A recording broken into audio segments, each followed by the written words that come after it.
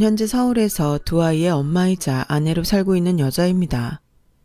저에게는 아픈 상처가 두 가지 있어요. 하나도 죽을 만큼 힘든데 두 개씩이나 상처를 안고 산다는 건 생각보다 많은 것을 내려놓아야 하는 거였는데요. 우선 저의 첫 번째 상처에 대해 말씀드리면 저는 부모님 두 분이 모두 안 계십니다. 제가 어릴 때 집에 불이 나서 돌아가시게 되었거든요. 저는 엄마와 아빠의 품에서 겨우 화마를 피해갈 수 있었지만 그건 그거대로 저에겐 지울 수 없는 충격을 안겨주었어요. 그리고 저를 돌봐줄 부모님이 계시지 않으니 16살부터는 시골에 있는 할머니 댁에서 할머니 손에 컸는데요. 형제라도 있었으면 의지라도 했을 텐데 저는 외동이라 홀로 낯선 환경에 적응해야 했었죠. 그래서 그때부터는 철도 빨리 들고 말수도 없어지면서 눈치만 빠삭한 그런 아이가 될 수밖에 없었는데요. 할머니는 혼자 오래 사셔서 그런지 성격이 별로 온화하진 않으셨지만 언제나 말보다 행동에서 할머니의 애정을 느끼게 해주셨어요. 분명 당신 혼자 지내시기도 형편이 그다지 좋지 않았을 텐데도 제가 성인이 되기 전까지 저를 끝까지 돌봐주신 고마운 분이셨죠. 저는 그런 할머니에게 늘 감사했고 죄송했어요. 그래서 대학은 감히 생각도 할 수 없었고 성인이 되면 무조건 돈을 벌고 싶다는 생각뿐이었는데요. 그리하여 제가 20살이 되던 해 사촌 언니가 있는 서울로 무작정 가게 했어요. 그때 할머니가 터미널에서 제게 쥐어준 봉투엔 거금 100만 원이 들어있었는데 그 돈을 주시며 처음으로 이렇게 말씀하신 게 아직도 선명하게 기억이 나네요. 가서 밥 굶지 말고 정신 똑바로 차리고 살아라. 서울은 사람도 조심해서 사귀어야 한대. 이건 비상금이라고 생각하고 진짜 어려울 때 쓰고 이젠 너도 어른이니까 네 인생 네가 책임지고 살아. 알겠어요. 근데 할머니가 무슨 돈이 있다고 저 이건 안 받을래요. 지랄한다. 줄 때 얼른 챙겨. 서울살이가 뭐 여기처럼 쉬운 줄 알아. 돈이라도 있어야 밥이라도 안 굶지. 대신 할미는 그게 너한테 줄 수 있는 전부야. 더는 해달라고 해도 할 수 없어. 할미 말 뜻 무슨 뜻인지 알지? 알아요. 사고 안 치고 한 푼 한 푼 아끼면서 열심히 살게요. 그래, 그거면 됐어. 할미가 해줄 수 있는 게 없어서 미안하다. 너도 내 밑에서 크느라 고생이 많았지? 할미도 다 안다. 할머니, 무슨 그런 말이 있어요. 그렇게 따지면 할머니도 힘드셨잖아요. 그래도 저 다른 데 안 보내고 지금까지 키워주셔서 감사해요. 지랄 연병 떠네. 어여 가. 버스 출발할라. 할머니는 아무래도 나오는 눈물을 참으시려고 저를 급하게 버스 안으로 들여보내는 것 같았어요. 같이 산 시간이 적지 않으니 척하면 척이라고. 아무리 살갑지 않은 할머니지만 할머니의 마음을 저는 훤히 꿰뚫고 있었어요. 그리고 그 할머니의 그 손녀라고 저도 표현에는 서툰 구석이 많았는데 그럼에도 서울에 가서 돈을 벌면 꼭 할머니에게 받은 은혜를 갚겠다고 다짐하고 또 다짐했는데요. 하지만 그것도 제 뜻대로는 되지 않았어요. 할머니는 저를 서울로 보내고 반년도 되지 않아 저희 부모님 곁으로 떠나셨거든요. 저는 그제야 할머니가 저 몰래 홀로 투병 중이셨다는 걸 알았어요. 원래 폐가 좋지 않아 무리를 하시면 호흡이 많이 힘드셨고 기침도 잦으신 편이어서 약을 달고 사셨는데 고모 말로는 저를 서울로 보내고 며칠 뒤 폐암 선고를 받으셨대요. 이미 진행도 많이 된 상태라 당장 이식을 받아야 살 수 있다고 하셨는데 할머니는 당신은 이미 살 만큼 살았다고 다른 가족들에겐 말도 하지 않고 수술을 거부하셨다고 하셨어요. 병원에서는 수술을 하지 않으면 짧게는 3개월, 길게는 6개월이라고 했다는데 매정한 할머니는 저에게 단 한마디도 하지 않으셨어요. 왜인지 이유는 알 수 없었지만 그저 제가 전화를 할 때면 당신 바쁘니까 전화 자주 하지 말고 전화 안 되면 할미가 바쁜가 보다 하고 생각하라고 하셨는데 그제야 그게 당신이 아파서 제 전화를 받지 못할 때를 염두하신 거란 걸 알게 되었어요. 그렇게 할머니는 끝까지 당신 아픈 걸 저는 물론이고 다른 가족들에게 숨기시려 했어요. 그래서 결국 6개월도 채우지 못하고 그 먼 곳을 홀로 떠나셨고 제가 할머니의 소식을 들었을 땐 모든 게 무너지는 것 같았죠. 할머니가 저에겐 유일한 가족이었으니까요. 제가 그 주 주말엔 할머니를 보러 시골집에 내려갈 예정이었거든요. 그동안 번 돈으로 할머니 좋아하는 짜장면이랑 탕수육을 사드리고 싫다고 해도 예쁜 옷이랑 화장품을 꼭 사드리겠다고 생각했는데 이젠 그럴 수 없다는 게 너무 가슴이 아팠어요. 그리고 이젠 정말 나는 천하의 고아가 되었구나 하는 생각이 들었는데요. 그렇게 부모님과 할머니를 보낸 저는 세상에 홀로 던져진 기분으로 일만 하면서 견디고 살았어요. 2년이 넘었을까요? 고모나 다른 사람들은 시간이 지나면 어느 정도 괜찮아질 거라고 했는데 제 안에 스며든 외로움은 전혀 나아질 기미가 없었고 그러다 우연인지 운명인지 저보다 5살이 많은 남편을 같이 일하던 언니의 소개로 만나게 됐어요. 언니는 제가 혼자 있어서 더 그런 거라며 좋은 사람을 소개해 주겠다고 했는데 처음에는 별 생각 없이 남편을 만났는데 남편은 언니 말처럼 배려심이 몸에 배어 있을 만큼 마음이 따뜻한 사람이라 제가 더 빠지게 되었어요.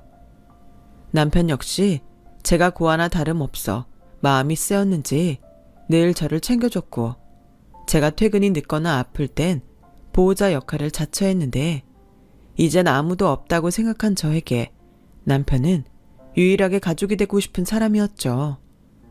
그렇게 1년 넘게 연애를 하다 저희는 결혼을 전제로 함께 살기로 했어요.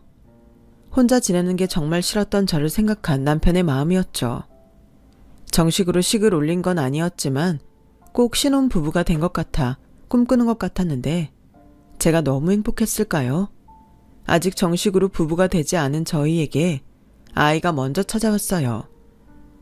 당시 이사업체에서 일을 하던 남편과 햄버거 가게에서 일하던 전 고심 끝에 대구에 있는 시댁으로 내려가기로 했는데요.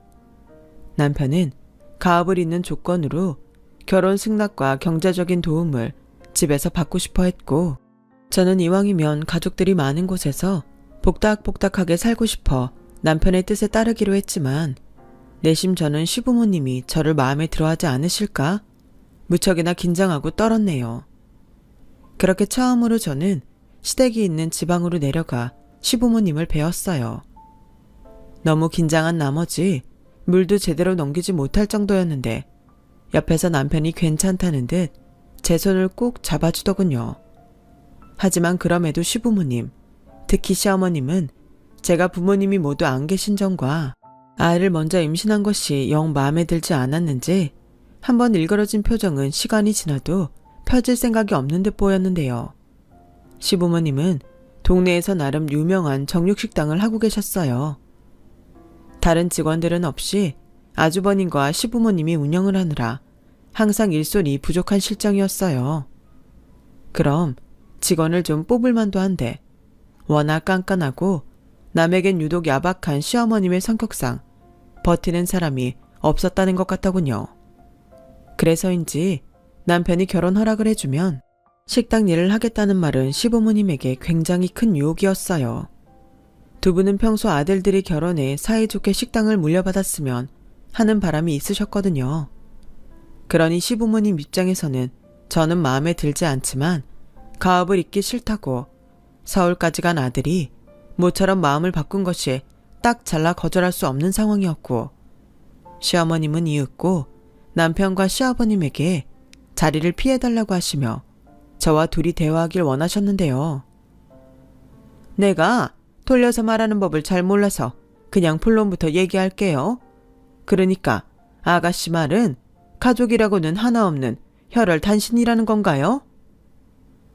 고모가 한 분 계세요. 그런데 그렇다고 아주 가깝지는 않아서 도움을 받거나 그러지는 못하고요. 아, 그럼 그냥 고아나 다름없네. 세상에 내 아들이 하고 많은 여자 중에 고아를 데려올 줄이야. 임신까지 한 마당에 결혼 안 시킬 수도 없고. 내가 그냥 말 편하게 할게. 나 솔직히 너 마음에 안 든다. 괜히 착한 내 아들 코 깬 것 같고 아주 기분이 별로야. 그래도 손이 귀한 우리 집 아이를 가졌다고 하니 내 결혼 허락은 하마. 결혼할 생각이라고 했으니 모아놓은 돈은 있어? 설마 시골 일 돈도 없이 나한테 빈대 붙을 생각은 아니지? 그럴 리가요. 많지는 않지만 그래도 돈은 좀 있어요. 그동안 모은 돈도 좀 있고 할머니가 돌아가시면서 제 앞으로 물려주신 돈도 조금 있고요. 그건 그나마 다행이네. 알겠다. 마음 같아서는 들어와 살라고 하고 싶지만 네 아주버님들 큰아들도 아직 장가를 못 가서 집에 있고 네가 돈이 좀 있다고 하니 그 돈으로 시골리고 신혼집 차리면 되겠다. 네, 그렇게 할게요. 허락해 주셔서 감사합니다. 제가 앞으로 어머님께도 아버님께도 잘할게요. 그래, 네가 그 말을 잘 지키는지 내 두고 보마. 그리고 한 식구가 된 마당이니 앞으로 네 일 내일 가리지 말고 열심히 해라. 난 게으른 사람은 식구라도 봐주지 않으니까. 알겠니? 네, 어머니. 그리고 아무래도 이 지역은 너보다 내가 더 잘하니 돈은 나에게 맡기렴. 내가 네가 준 돈이랑 우리 돈이랑 합쳐서 식장이랑 신혼집 구해주마. 네? 제 돈을 달라시는 건가요? 원래 친정엄마가 해야 할 일이잖아. 근데 넌 그럴 엄마가 없고 그래서 내가 다 알아서 해주겠다는 거지. 너 아이까지 가졌는데 그런 스트레스는 안 받게 해주려고 그래. 저는 솔직히 시어머님이 돈을 맡기라고 하니 그건 기분이 좀 그랬어요. 하지만 싫다고 할 수도 없는 게 제가 마음에 들지 않다는 걸 뻔히 다 아는데 시작부터 갈등을 빚고 싶지 않더라고요. 그래서 시어머님을 믿고 가지고 있던 돈 5천만 원을 시어머님께 드렸는데요. 시어머님은 결혼 준비와 신혼집 준비는 신경 쓸 것도 없고 차근차근 일이나 배우면서 몸조리에만 신경을 쓰라고 하셨어요. 그러면서 남편이 쓰던 방에서 당분간 함께 지내게 되었는데요.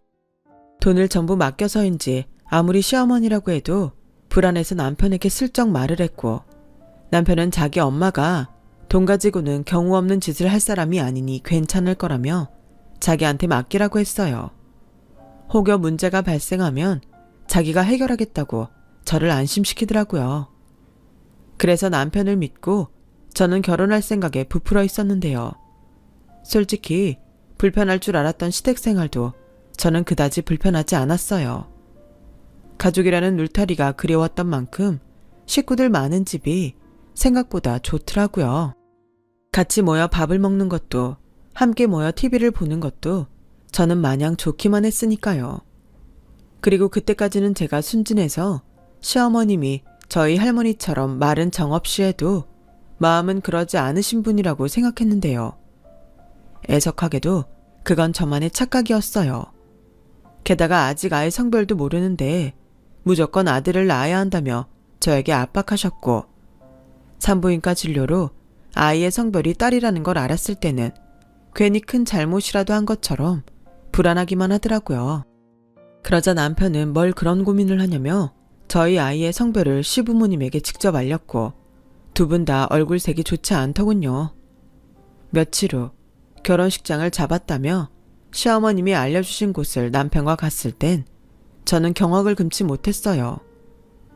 호화로운 예식장까지는 바라지 않았지만 무슨 마을회관처럼 생긴 곳을 안내받았는데 도무지 그건 납득이 되지 않더라고요. 제가 돈을 들이지 않은 게 아니었으니까요. 그래서 저는 남편에게 이건 아닌 것 같다고 말했어요. 그러자 남편은 자기가 해결하겠다고 맡기라고 하더군요. 엄마가 알려주신 곳 가봤는데 거기서는 식 못 올릴 것 같아요. 왜? 거기가 얼마나 싸고 좋은데? 내가 겨우 부탁해서 날짜 하루 뺀 거야. 거기서 7순, 8순, 고이연까지 다 한다. 엄마, 우리는 결혼식장이잖아요. 그리고 혜정이한테 결혼식장 잡아준다고 돈도 받으셨으면서 그러시면 어떡해요. 아이고, 얼마나 큰 돈 줬다고. 내가 거기 공짜로 빌렸어. 거기도 빌리는데 돈 들어갔어. 고아라 올 식구도 없으면서 그냥 대충 하지. 뭘 따져? 마음 같아서는 그냥 우리 식당에서 하라고 했으면 좋겠구만. 엄마, 시끄러워. 너 지금 내가 얼마나 참고 있는 줄 알아? 마음에 안 드는 며느리 속도 위반해서 겨우 허락했더니 뱃속에 든 게 아들도 아니라며. 나 참, 뭐 이쁜 구석에 있어야 마음이 가지. 아들 아니면 제 자식 아니에요. 엄마 계속 그러시면 저랑 혜정이 그냥 다시 서울 갈게요. 뭐야? 너 진짜 끝까지 엄마 속 뒤집을 거야? 이래서 남자는 여자를 잘 만나야 하는 건데. 그래서 뭐 결혼식장 다시 잡으라고? 네, 제대로 된 식장 잡아주세요. 아니면 그냥 돈 주시면 제가 할게요. 저런 등신 같은 놈? 알았다. 결혼식장 다시 잡으면 되잖아. 결혼식장은 손님 없으면 무조건 손인데 돈 아까운 줄도 모르고 좌우지가 마음에 안 들어. 시어머님은 어쩔 수 없다는 듯 그 마을회관 같은 곳을 취소하고 나름 구색을 갖춘 결혼식장을 다시 구해주셨어요. 다만 성수기에는 자리가 없어 결혼식 날짜가 많이 뒤로 밀렸는데요. 배가 점점 불러오니 웨딩드레스를 입어도 어째 태가 나지 않더군요. 그러자 저거 봐라. 그냥 대충 한복이나 입고 간단하게 치르면 될거. 이쁘지도 않은 몸뚱이에 드레스가 웬 말이니? 이게 다 엄마 때문이잖아요. 제때 식장 잡아줬으면 배 나오기 전에 식 올렸을 텐데 예약이 다 차서 기다리라 그런걸. 어째 넌 장가가더니 이제 네 엄마는 안중에도 없는 것 같다. 이래서 아들 키워봤자 소용없다는 말이 나오는 거야. 아우 내 팔자야. 지금 생각해도 참 더럽고 치사하네요. 따지고 보면 제 돈으로 올리는 결혼식이었는데 남편과 결혼하겠다는 생각밖에 없어 그런지 저는 할 말도 제대로 못하는 바보였어요. 그리고 신혼여행은 배가 많이 나와서 힘들다는 이유로 경주에 가라고 하셨는데 해외까지는 아니더라도 제주도는 가고 싶었던 저는 결국엔 시어머니에게 반기를 들었고 남편은 결혼 초부터 저와 자기 엄마가 부딪힐까봐 이번에도 자기가 나서서 그 문제를 해결했어요. 때문에 시어머님은 뭐 하나 자기 뜻대로 되지 않고 돈을 받았다는 이유로 오히려 자기가 더 힘들다며 앓는 소리를 하셨는데요. 사실 저는 알고 있었어요. 제가 드린 돈은 이미 써버린 후였다는 걸요. 그러니 결혼식장이며 신혼여행 그리고 신혼집까지 자기 돈을 쓰고 계셨기 때문에 그 돈이 그렇게도 아까우셨겠죠. 제가 돈을 드리고 한 달 후 시아버님은 바라고 또 바라던 고급 승용차를 뽑으셨는데 그때는 별다른 의심을 못하다가 시아버님이 자꾸 저만 보면 고맙다고 하셔서 저게 설마 내가 드린 돈으로 산 거야? 라고 의심했는데 시간이 흘러 저는 의심이 아닌 사실임을 알게 됐어요. 참, 기가 막히지 않아요? 며느리 될 사람을 꼬셔서 돈을 달라고 하고 그걸 자기 사리사욕을 채우냐고요. 대충 눈치채셨겠지만 시어머님은 짠순이 중에 짠순이셨어요. 그런데 그에 반해 시아버님은 주변 시선을 많이 의식하며 허풍과 허례의식을 좋아하는 분이셨는데 시아버님이 하도 세단 노래를 하시니 저에게 받은 돈을 마치 꽁돈이라고 생각하신 것 같았어요. 그래놓고 결혼식이나 신혼여행, 거기에 신혼집까지 싸게 후려칠 꿍꿍이셨죠. 그런데 당신 생각과는 달리 결혼식장도 신혼여행도 자기 계산이랑 맞지 않게 계속 돈을 쓰시게 되니 그 불만은 고스란히 저에게로 향했어요. 그리고 어쩌면 가장 중요한 신혼집 계약도 저와 남편과는 상의도 없이 자기가 먼저 홀랑 계약을 하고 오셨는데요. 말이 풀옵션이지 작은 원룸이었어요. 들어가 보니 중고 가전제품이 다 구비가 되어 있어서 그걸 가지고 풀옵션이라고 우기는 거였죠. 그러면서 따로 혼수를 장만하지 않아도 된다며 자기 혼자 신나셨는데 이미 계약금이 들어간 마당이라 물을 수도 없었죠. 저에게 돈 맡기라고 할 때는 자기 돈도 보태서 좋은 집으로 마련해 줄 것처럼 말하셨으니 제 기분이 당연히 좋을 리가 없었어요. 그리고 그런 기분은 제 얼굴에 고스란히 드러났을 텐데요.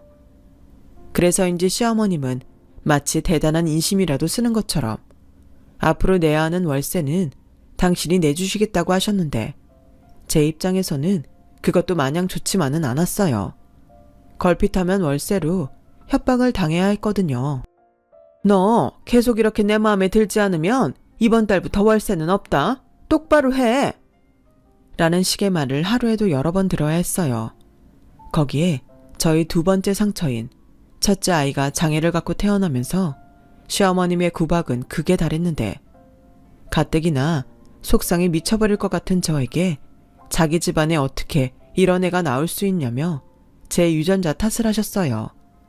그때는 시어머니고 나발이고 속에서 천불이 올라오더군요. 아, 내가 진짜 못 살아. 너 그러지 말고 빨리 애부터 가져라. 제대로 된 애는 있어야 할 거 아니야. 자폐? 어떻게 저런 게 우리 집에서 나올 수가 있어? 이건 뭐 사돈 있어야 따지기라도 하지. 그나마 다행은 저런 게 아들이 아니고 딸이라는 거다. 내가 조상님 볼 면목이 없을 뻔했잖아. 어머니, 어떻게 애한테 저런 게라고 하실 수 있어요. 저희 하늘이 비록 자폐 판정 받았지만 소중한 저와 그의 아이예요. 누가 뭐래? 내가 장애 있다고 딴 데 보내자고 한 거 아니잖아. 여자가 시집을 왔으면 그 집 대를 이을 아들 낳는 건 당연한 건데 넌 뭐 그것도 안 하려고 했냐? 하늘이 저거 5살이면 둘째 생각할 때도 됐잖아. 저는 시어머니의 말에 솔직히 잊지도 않았지만 인간으로서 정이 뚝 하고 떨어졌어요. 제가 낳은 아이가 딸이고 장애가 있다는 이유로 동네 창피하다며 품에 한 번을 안아보지도 않으셨던 양반이 저나 제 딸 속상한 말은 콕콕 잘도 골라 하셨으니 그럴 만도 했죠. 그리고 저희 아이가 자폐 판정을 받던 날부터 시어머님은 계속 둘째 타령과 아들 손자 타령을 동시에 하셨는데 솔직히 그럴 여력도 없었어요. 가게 일은 눈코 뜰 새 없이 바쁘지 제 딸은 다른 아이보다 손이 더 많이 가는 아이였으니 둘째는 엄두도 나지 않았거든요. 그래서 저는 하루라도 빨리 아주버님이 장가를 가셨으면 좋겠다고 생각했는데 그러면 적어도 시어머니에게 그런 잔소리는 해방될 수 있지 않을까 했어요. 그리고 저의 이런 바람이 하늘에 닿았는지 어느 날 연애하는 것도 몰랐던 아주버님이 결혼할 여자가 있다며 집에 데려온다고 식구들에게 말했고 저는 저대로 시어머님은 시어머님대로 부푼 꿈을 안고 예비 식구를 기다렸어요. 그런데 참, 제 입장에서는 그리 반갑지 않게 예비 형님은 나이가 많고 철없는 것만 빼면 거의 모든 것이 완벽했는데요. 그러니 시부모님이 좋아서 어쩔 줄을 몰라 하셨죠. 어머님이 교장 선생님이시라고? 거기에 동네에서 알아주는 부자시라며? 부자까지는 모르겠는데 돌아가신 아빠가 워낙 재산이 많으셔서요. 경제적으로는 그래도 여유가 많은 편이에요. 어머나, 어머님이 남편 먼저 보내고 혼자 힘드셨겠네. 그나저나 우리 아들 어디가 좋아서 결혼까지 생각하는 거야?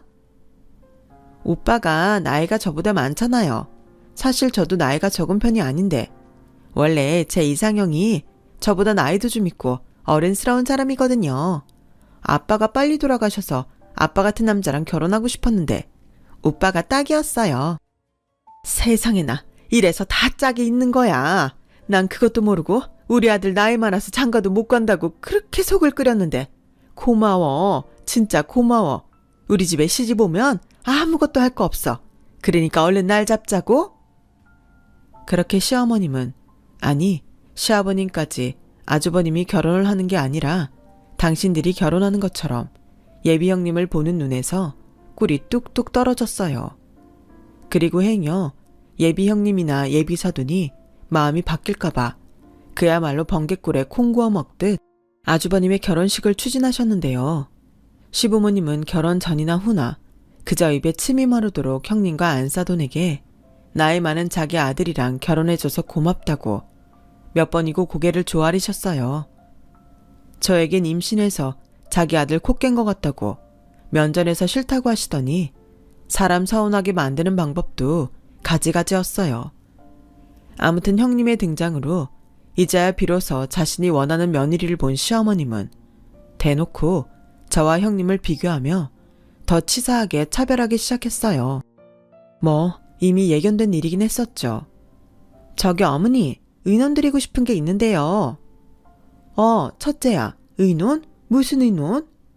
그게 결혼식은 대구에서 하잖아요. 그래서 신혼여행은 제가 가고 싶은 곳으로 가고 싶은데. 그래, 네가 원하면 어디든 가라. 내가 어디든 보내주마. 정말요? 그럼 저 프랑스 파리로 가고 싶은데 제가 원래 신혼여행 로망이 있었거든요. 한 일주일쯤 다녀왔으면 하는데. 프랑스 파리? 일주일씩이나? 거긴 너무 멀어서 또 언제 갈 수 있을지도 모르잖아요. 아이라도 생기면 그땐 언감생심 꿈도 못 꾸고. 형님은 거의 울상을 하며 시어머니에게 말했어요. 이미 결혼식도 대구에서 가장 비싼 곳으로 예약을 잡아놓았는데 신혼여행까지 척척 원하는 곳으로 가는 형님을 보며 솔직히 저도 사람이니 기분이 좋을 리 없었죠. 형님도 그래요. 대놓고 시어머님이 저를 무시하고 차별하는데 자기도 뻔히 이 상황이 옳지 않다는 걸 알면서도 자기한테 피해가 가지 않으니 모른 척하는 눈치였어요. 굳이 그걸 따지자면 그걸 나쁘다고 할 순 없는데 언제부터인가 형님은 한술 더 떠서 자기를 예뻐하는 시어머님을 자기 손바닥에 올려놓고 쥐락펴락하며 자기가 원하는 걸 얻어냈고 저는 그런 형님의 모습에 때론 시어머님보다 형님이 더 얄밉기도 했었네요. 저한테도 자격지심이 있었던 거죠. 형님은 든든한 친정의 지원을 받아 결혼이면 결혼, 신혼집이면 신혼집을 척척 해결하니 솔직히 부럽지 않다면 거짓말이었죠. 시어머님은 점점 형님을 왕비처럼 떠받드는 지경에 이르렀는데요.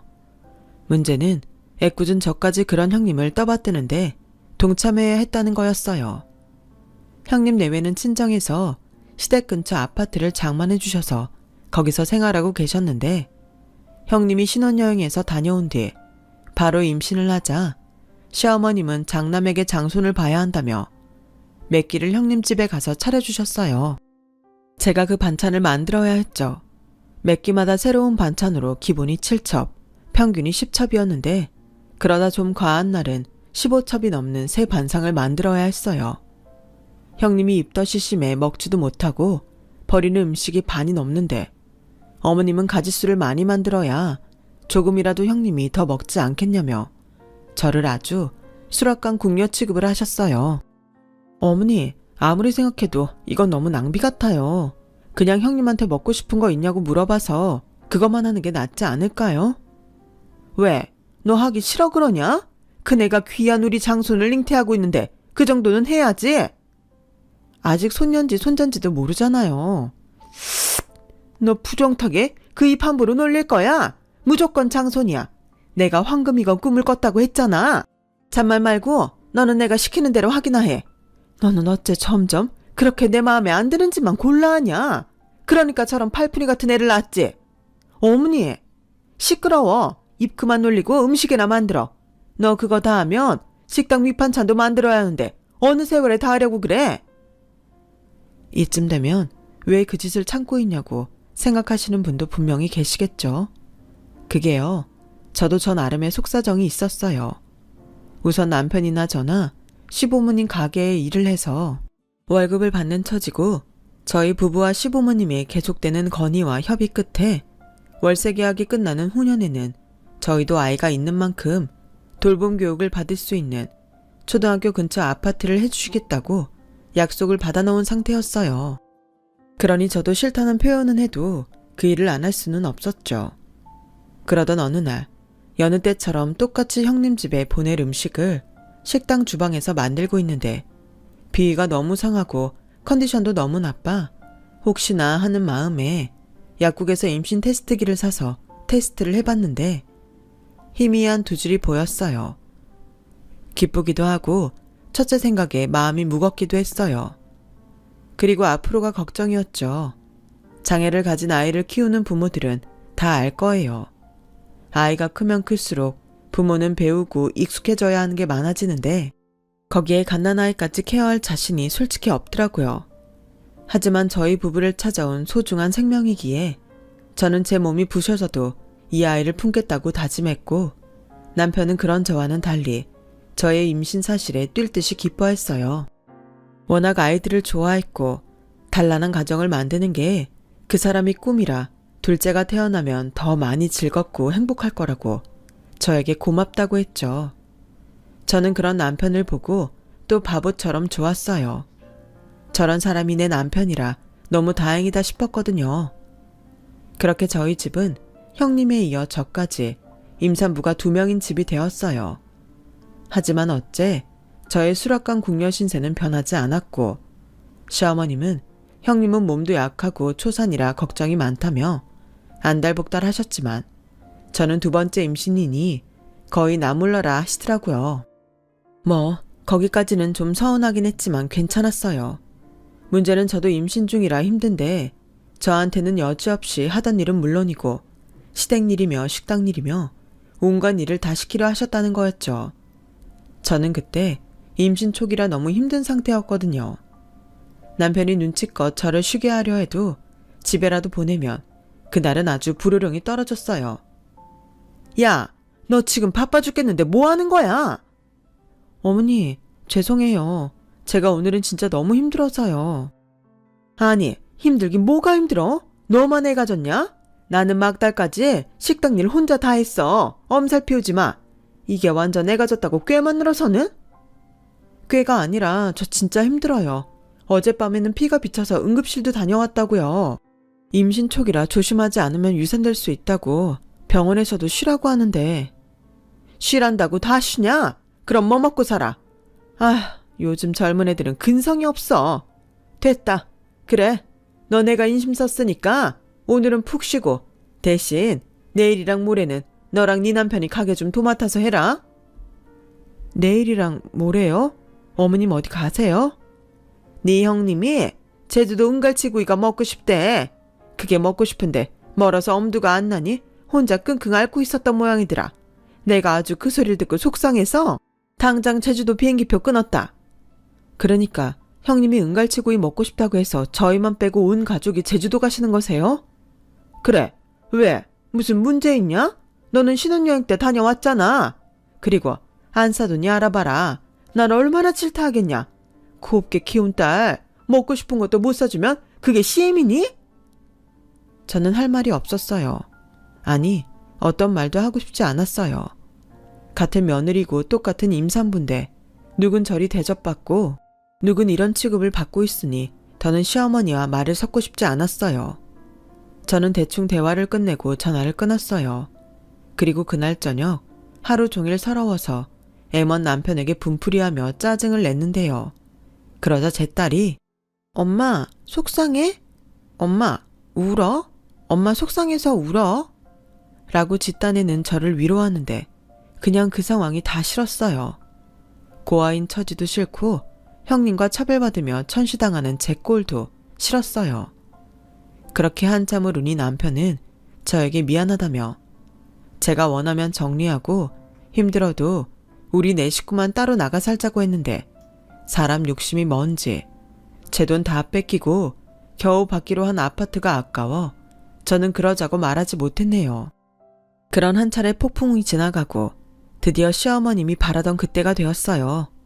바로 형님 뱃속의 아이의 성별을 알 수 있는 날이었는데 그렇게 시부모님이 오매불만 기다리던 장손주였어요. 누가 보면 로또라도 맞은 듯 시부모님은 난리가 났는데 당신이 꾼 태몽이 아들이 맞지 않았냐며 아주 좋아 펄쩍펄쩍 뛰시더라고요. 그리고 몇 달 후 제 뱃속의 아이 성별도 알게 됐는데 저희 애도 아들이었어요. 하지만 장손이 아니라는 이유로 제 아이는 태어나기도 전부터 차별을 받아야 했는데요.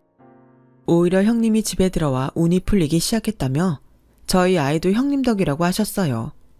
어이없는 논리였죠. 저는 그쯤 되니 이젠 화도 안 나고 반포기 상태처럼 되었어요. 그냥 싫은 사람 상대하지 말자 라는 생각이 자리하면서 제 아이들은 제가 지켜야 한다는 생각을 하게 되었죠. 그런데 설상가상이라고 시어머님이 자기를 위하고 저를 무시하니 이제는 형님까지 저를 도우미처럼 부려먹으려 했고 자기가 막달이 다가와 힘들다며 저를 불러 일을 시키는데 차마 거기까진 제 자존심이 용납이 되지 않아 형님에게 참고 있던 불만을 쏟아냈어요. 형님, 저도 임신한 몸이에요. 어머님이 저한테 함부로 한다고 형님까지 그러시면 되겠어요? 게다가 저는 하늘이도 있고 제가 형님보다 더 힘들면 힘들었지 덜 힘들지 않아요. 그러니 이제부턴 형님 도와달라는 연락은 하지 않으셨으면 좋겠어요. 어머, 동서, 지금 나한테 정색하는 거야? 나는 초산이고 보다시피 막달이잖아. 그래도 동서는 예정일까지 좀 남았고 보아하니 움직이는 것도 괜찮아 보여서 도와달라고 부탁한 건데 너무하네. 제가 너무하다고요? 형님은 한 번도 제 입장에서 생각해 보신 적 없으시잖아요. 저는 뭐 사람 아니에요? 어머님이 형님만 챙긴다고 형님까지 저를 만만하게 보셨나 본데 이건 아니거든요. 어머 웃겨? 동서, 지금 질투하는 거야? 어머님이 나를 예뻐하는 건 어머님 마음이잖아. 예쁨 받는 것도 내가 동서한테 미안해야 해? 동서 은근 은큼하다. 그동안 내가 얼마나 미웠어? 근데 동서 그거 알아? 동서가 그러니까 어머님이 동서를 싫어하는 거야. 이쁨을 받고 싶으면 이쁜 짓을 해야지. 저는 형님의 말에 어이도 없고 분통도 터졌어요. 제가 미움을 받는 이유는 닦아놓고 제 잘못이 아니잖아요. 이미 돌아가신 부모님을 저더러 어쩌라고요.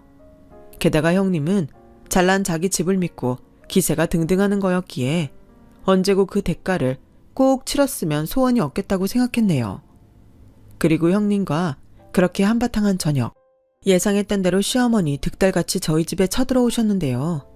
어쩌면 예상을 한 번도 빗나가지 않는지 제가 예상했던 대로 그 말씀을 하셨어요.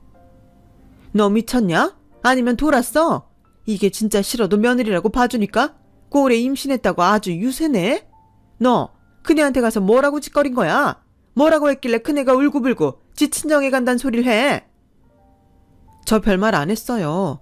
형님 일 저한테 시키지 말라고 한 것밖에는 없다고요.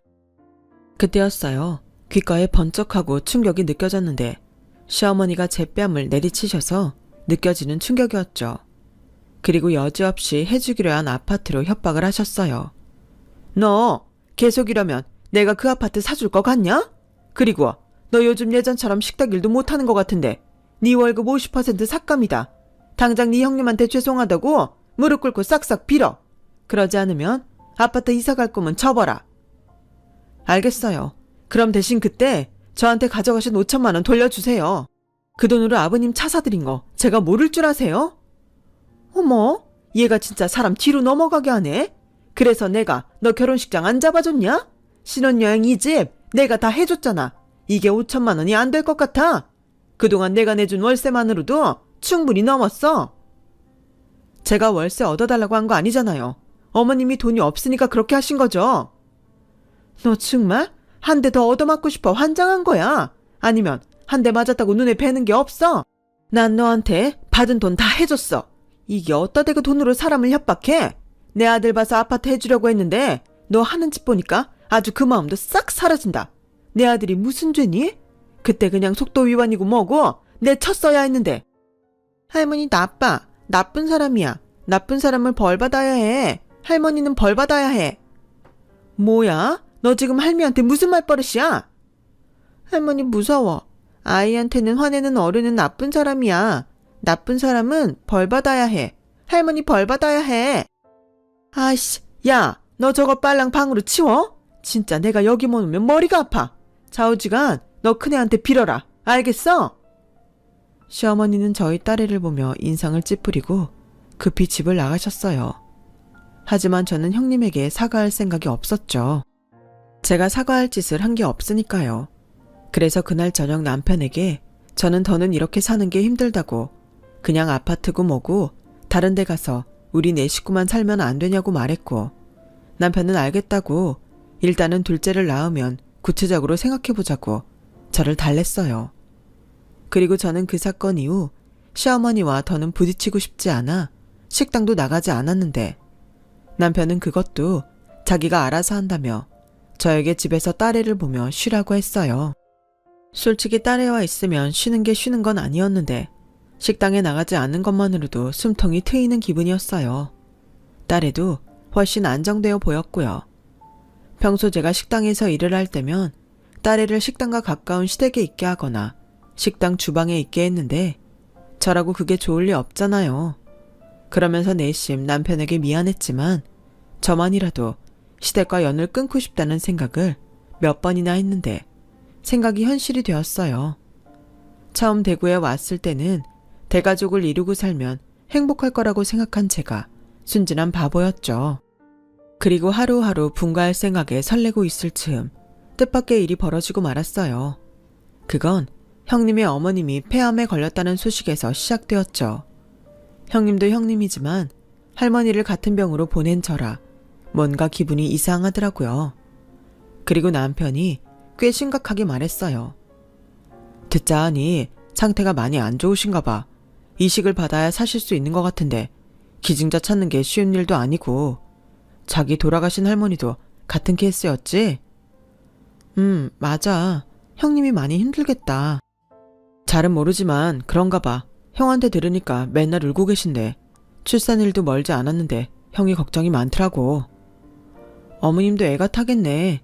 그래도 난 식당에는 나가지 않을 거야. 형님도 안 보고 싶어. 왜 얘기가 거기로 튀어? 난 자기한테 그러라고 할 생각 없어. 그냥 그런 일이 있다고. 혹시 내가 괜히 말했어? 아니야. 내가 그냥 좀 예민해서 그래. 요즘 따라 배도 자꾸 뭉치고. 아휴, 힘들어서 그러지. 집에 있어도 자기는 쉬는 게 아니잖아. 내가 배 좀 마사지 해줄까? 내가 요놈한테 엄마 힘들게 하지 말라고 잔소리 좀 해야겠다. 남편은 어쩌면 괜한 소리를 했다는 듯 저에게 미안한 눈치였어요. 사실 그럴 필요까지는 없었는데 형님에게 일이 생긴 이후부터 어째 시댁 전체 분위기가 급속도로 나빠지기 시작했어요. 그래서인지 시어머니는 저에게 집에 오라며 성화를 부리셨고 저는 싫다고 거절했는데요. 무슨 꿍꿍이인지 자기가 먼저 그동안 미안했다며 저에게 사과를 하셨어요. 그러면서 임신한 며느리들한테 오랜만에 보양식 좀 해서 먹이고 싶다며 저에게 꼭 당신 집에 오라고 하셨는데요. 어차피 저는 예전에 제가 아니었기에 마지막이라는 마음으로 시댁을 찾았어요. 그러자 얼굴 가득 그늘진 형님이 영혼 없이 자리에 앉아 있었고 저는 그런 형님의 눈치를 보고 앉았는데요. 이윽고 형님이 먼저 시어머니에게 오래 고민했다며 시어머님이 듣기에 충격적인 말을 꺼내기 시작했어요. 어머니, 아무래도 안 되겠어요. 저랑 오빠가 친정으로 들어가서 엄마 모시고 살고 싶어요. 아니, 너는 몸풀 날도 얼마 남지 않았는데 네가 거기 가서 뭐하게? 애는 친정 가서 낳으려고요. 이미 병원도 다 알아놨어요. 일단 산후조리는 근처에서 하고 조리 끝나면 엄마 집에서 머물면서 사람 부리든지 하려고요. 아니, 사돈은 그렇게 아프시면 병원을 가야지. 모시긴 뭘 모셔? 네가 의사야? 어차피 이식 수술 아니면 병원에 있는 것도 의미 없대요. 그래서 약 처방 받아서 집에 계시게 하려고요. 저희 엄마도 그러길 바라시고요. 그래서 드리는 말씀인데 저희 오빠 더는 어머니 식당 일 못할 것 같아요. 저희 친정 근처에 일자리 알아보라고 하려고요. 뭐? 예, 그래도 이건 아니지. 우리 장손을 거기서 낳고 거기서 키운다고? 그럼 나는 안 사돈이 살면 얼마나 산다고? 너는 뭐 이렇게 극단적으로 결정을 하니? 네? 살면 얼마나 사냐고요? 어머니, 지금 어떻게 제 앞에서 그런 말씀을 하실 수 있으세요? 어머님은 저희 엄마가 죽기라도 바라시는 거예요? 아니, 내 말은 그렇잖아. 현실적으로 살 가망 없잖아. 근데 장남이고 장손이고 다 뺏어가는 게 말이 돼? 내 아들이 이 식당 관두고 왜 취직을 해?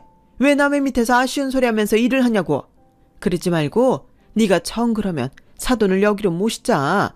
니네 집에서 모셔도 되고 아니면 돈 많으시니까 집을 하나 얻으셔도 되잖아. 어머니, 그건 어려울 것 같아요. 여기보다 부산이 훨씬 치료받기는 좋죠. 기증자 나오면 수술받기도 편하고. 어머니 서운하신 거 알아요. 저 많이 예뻐해 주셨고 곁에 두고 싶어 하셨는데 죄송해요. 근데 아픈 엄마를 계속 혼자 계시게 할 수는 없어요. 어머님이 저 이해해 주실 수 있죠? 어머님께는 동서도 있고 태어날 손자도 있으시잖아요. 저 벌써 집 내놨어요. 이따 오후에 집 보러 온다고 연락도 받은 상태고요. 운 좋으면 금방 팔 수 있을 것 같아요. 아기 낳기 전까지 최대한 빨리 해치우려고 하니 어머님이 많이 도와주세요. 형님, 그래도 예정일 한 달도 안 남았는데 너무 무리하시는 거 아니에요? 형님 마음 저도 충분히 이해하는데 집까지 그렇게 빨리 처분할 것까지는 없지 않을까 싶어요. 이사하려면 시간도 걸릴 텐데. 왜? 나는 마음 먹은 김에 빨리 하는 게 맞는 것 같은데. 설마 동서, 내가 집 한다고 하니까 언감생심 아까워? 제가요? 왜요? 저는 그냥 형님 생각해서 하는 말이에요. 저도 할머니 폐암으로 일어서 그 마음을 모르지 않으니까. 동서, 말이 좀 그렇다? 읽힌 머리러. 앞으로 내 앞에서 재수없는 소리 좀 하지 말아줄래? 우리 엄마 기증자 찾아서 수술할 거야. 그러니까 괜히 같은 처지로 묵지 마. 어머니, 저 할 말 다 했어요. 어차피 음식은 먹히지도 않을 것 같으니까 그냥 갈게요.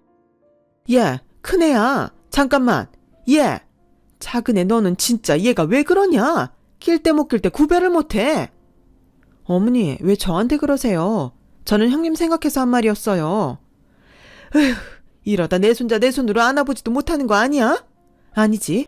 그럼 병자랑 같이 두면 우리 장손 아프기라도 하면 어째? 아우, 정말 왜 이렇게 쉬운 게 없는 거야? 아우, 내 팔자야. 아마도 시아버님은 아주버님 내외와 장손을 평생 끼고 살 생각이셨을 거예요.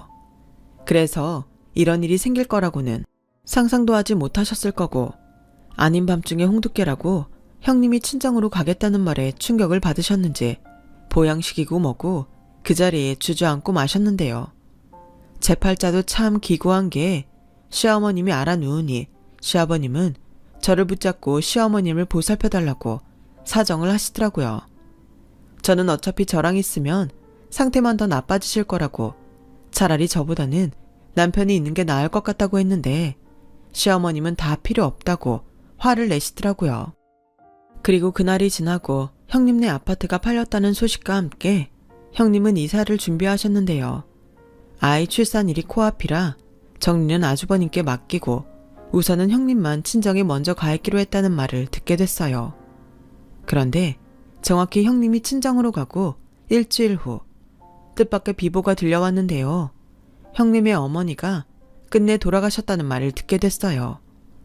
이렇게나 빨리 돌아가실 줄은 몰랐기에 식구들이 모두 정신이 없었는데 시어머니는 당장 집 한 것부터 물으라고 성화를 부리셨어요. 그리고 남편은 저에게 임산부는 장례식장 가는 거 아니라며 집에 있으라고 했는데요. 아주버님이 시어머님도 이참에 집에 있는 게 나을 것 같다며 다른 식구들만 모시고 장례식장에 갔어요. 시어머님을 데려가지 않는 이유는 아무도 묻지 않았지만 모두가 다 알고 있었죠.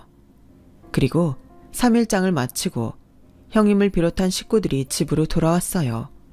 그러자 시어머님은 콧노래까지 부르며 형님 먹인다고 음식 장만에 열을 올리셨는데요.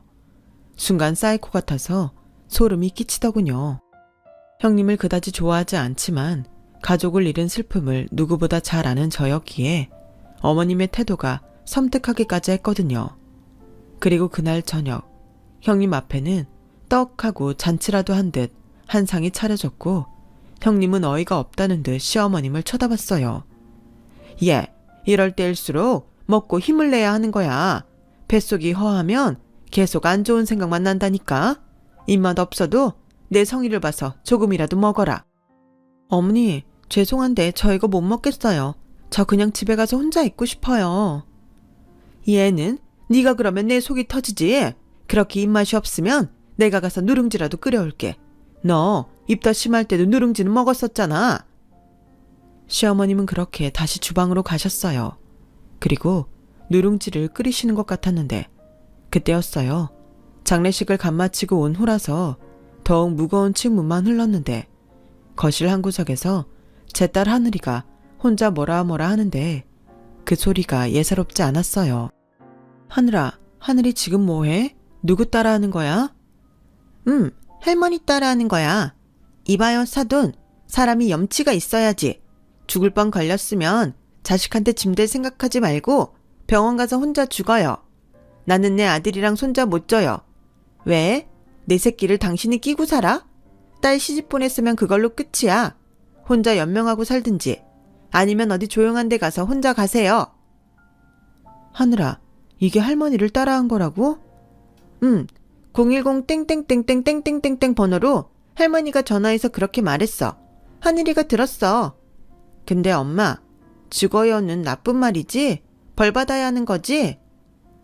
순간 식구들은 입이 있어도 어느 누구도 말을 하지 못했어요. 그리고 한 상 가득 차려진 밥상이 이윽고 형님 손에서 뒤집어졌고 주방에서 제 딸의 소리를 들었는지 시어머님은 벌벌 떨며 주방 밖으로 나오지 못하고 계셨는데 형님은 주방으로 들어가 식구들이 말리는데도 시어머님의 멱살을 잡으셨어요.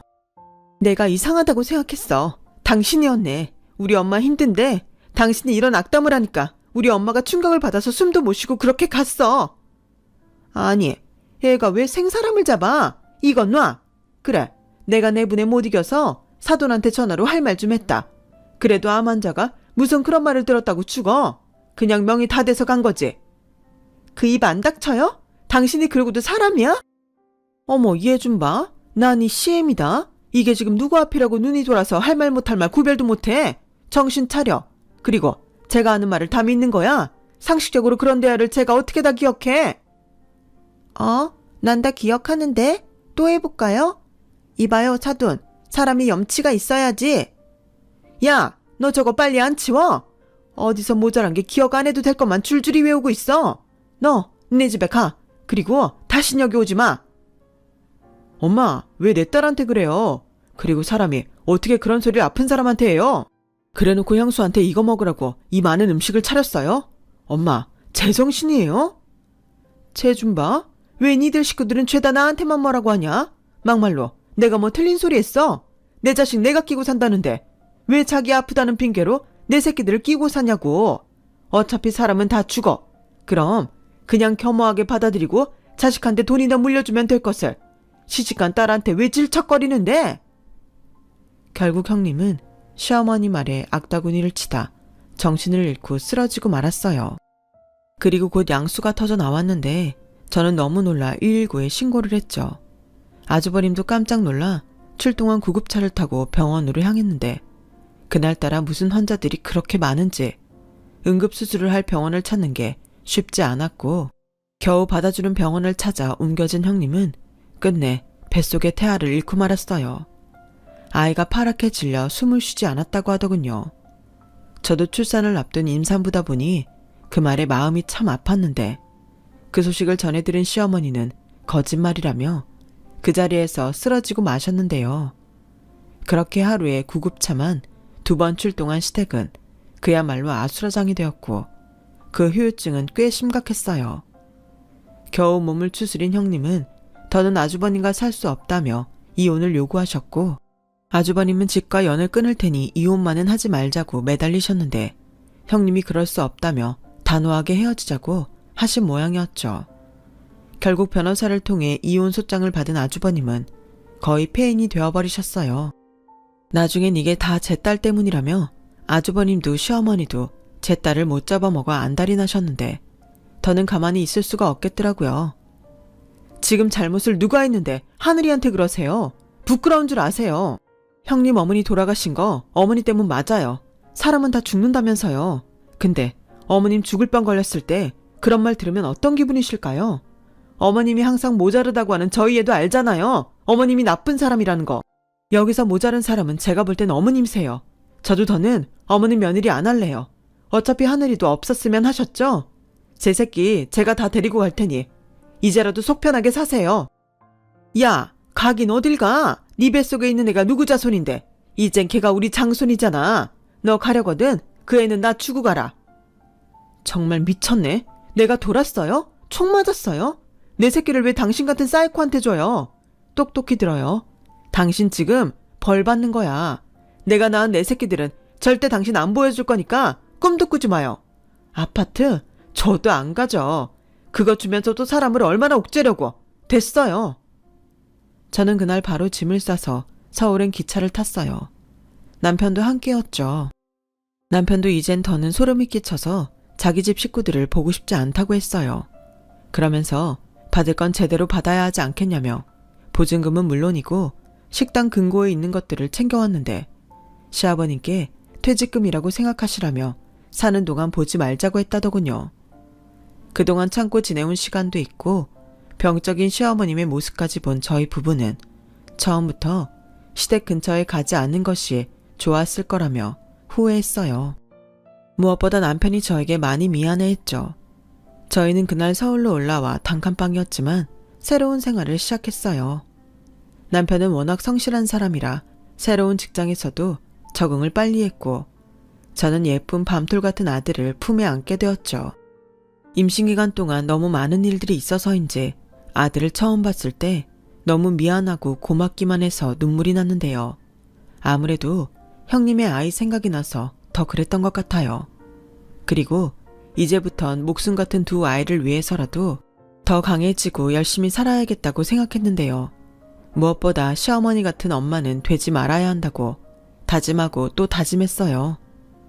그리고 지금까지 우리 네 식구의 서울살이는 경제적으로는 풍족하다고 말할 순 없지만 더 없이 평화롭고 행복하기만 한데 제가 살아보니 행복이란 게 정말 별거 없더라고요. 이렇게 식구들이랑 부대끼며 하루하루 별탈 없이 지내는 것이야말로 제가 그토록 바라던 행복이었다는 걸 느끼는 요즘입니다. 전에는 몰랐어요. 누군가를 미워하며 산다는 게 생각보다 굉장히 피곤한 일이라는 걸요. 그런 미워하는 마음을 내려놓으니 그 자리에 더 좋은 것들이 채워지는데 왜 진작 이걸 몰랐을까 후회가 밀려옵니다. 그리고 이렇게 마음을 내려놓으니 비로소 보이는 것도 있어요. 제 손가락 중 가장 아픈 손가락인 제 딸은 엄마인 제 생각보다 자기 세상에서 충분히 행복한데 괜히 제가 걱정이 많아서 딸을 더 불쌍하게 만드는 것 같더라고요. 그저 제가 저 아이의 인생을 책임져야 한다고 생각했는데 아이는 생각보다 씩씩하고 똑똑하게 잘 크고 있어요. 얼마 전엔 저희 아이와 같은 장애를 가졌지만 성공한 사람들도 TV에 나오더라고요. 저는 그렇게까지 바라지는 않지만 제 딸에게도 그런 밝은 미래가 다가올 수만 있다면 더는 바랄 게 없을 것 같습니다. 그리고 바로 최근에 있던 일이었는데요. 아주버님이 어떻게 아셨는지 바뀐 남편 핸드폰 번호로 연락을 하신 모양이었어요. 어찌나 가슴이 철렁했는지. 그런데 아주버님의 말에 의하면 시댁은 결국 풍비박산이 났더군요. 가게도 남의 손에 넘어갔고 정치적인 충격 때문인지 시어머님이 헛소리만 하시고 실성한 사람처럼 하고 다니셔서 어쩔 수 없이 정신병원에 어머님을 모셨다고 하는데 솔직히 좀 놀라긴 했어요. 거기에 시아버님도 충격 때문인지 밥도 드시지 않고 말씀도 없으셔서 현재 병원에 계신다고 하는데 힘들어서 남편에게 도움을 청했다고 하던데 저는 그리 착한 사람은 아니라 남편이 행여 아주버님의 부탁을 들어줄까 불안했어요. 그런데 남편은 제 걱정과 달리 단호하게 거절을 했다고 저를 안심시켜줬어요. 더는 그 지옥에 저를 데려가지 않을 거라면서 지금 자기가 지켜야 하는 가족은 시부모님이 아닌 저와 저희 아이들이라고 하는데 솔직히 눈물이 났어요. 이런 남편이 제 가족이라 너무 고마웠거든요.